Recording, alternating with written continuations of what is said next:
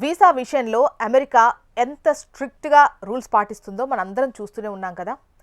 ఏమాత్రం తేడా వచ్చినా అన్నీ క్యాన్సిల్ చేసి పడేస్తోంది.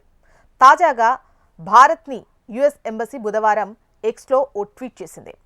అందులో అమెరికాలో చదువుతున్న భారతీయ విద్యార్థులకు హెచ్చరిక జారీ చేసింది. అమెరికాలో చదువుతున్న భారత విద్యార్థులు జాగ్రత్తగా ఉండాలని హెచ్చరించింది. యుఎస్ చట్టాలను ఉల్లంఘిస్తే పరిణామాలు చాలా తీవ్రంగా ఉంటాయంది. వీసా అనేది హక్కు కాదని, అది విద్యార్థులకు ఒక అవకాశమని గుర్తు చేసింది.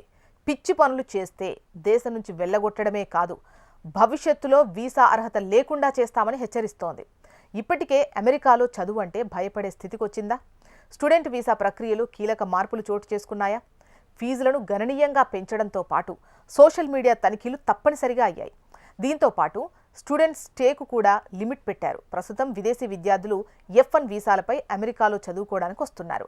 ఎక్స్చేంజ్ విజిటర్లు J1 వీసాలపై వస్తున్నారు. అయితే వీరి వీసా గడువు అయిపోయాక కూడా డ్యూరేషన్ ఆఫ్ స్టే తెచ్చుకొని అమెరికాలో ఉండొచ్చు. అంటే వారు ఎంతకాలం చదువుకుంటారు అండ్ ఇంటర్న్ ప్రోగ్రాంలో పాల్గొనాలి అనుకుంటే అంతకాలం ఉండొచ్చు. ఇక ఎక్స్చేంజ్ విజిటర్స్ వచ్చేటువంటి విద్యార్థులు ప్రొఫెసర్లు, స్కాలర్సు, స్పెషలిస్టులు, ట్రైనీలు, ఇంటర్న్షిప్లు అండ్ ఫిజిషియన్స్కు కూడా ఈ సదుపాయం వర్తిస్తుంది. ఇప్పుడు దీన్నే మార్చేసింది డిపార్ట్మెంట్ ఆఫ్ హోమ్ల్యాండ్ సెక్యూరిటీ. ఇక మీదట ఈ వీసాలకు కొంతకాలం మాత్రమే అనుమతి ఇవ్వబోతున్నారు.